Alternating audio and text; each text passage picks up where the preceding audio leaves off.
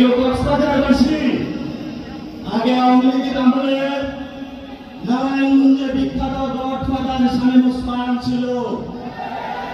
এখন শুনছি কক্সবাজারের নব্য গডফাদার শিলং থেকে এসেছে। দখল করছে, মানুষের জায়গা জমি দখল করছে, জায়গাবাজি দখল করছে।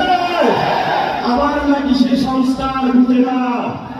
নাম না বললাম, কক্সবাজারের জনতা এই ধরনের সংস্কার বিরোধী যে বিমান বুঝে না, রাজপথে তাদেরকে ঠেকিয়ে দিবে ইনশাআল্লাহ।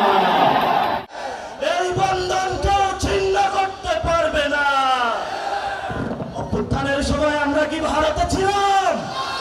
আমরা বাংলাদেশে ছিলাম। বাংলাদেশে থেকে শেখ হাসিনাকে পালিয়েছি। বাংলাদেশে থেকে শেখ হাসিনাকে বিচারের কাঠগড়ায় দাঁড় করাবো।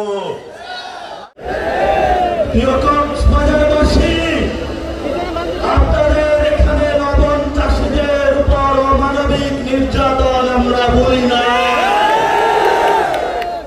এনসিপির দখলে কক্সবাজার, একদল গিয়েছে ঢাকা, আরেক দল হলো লবণ চাষীদের উপর অত্যাচারে ব্যস্ত।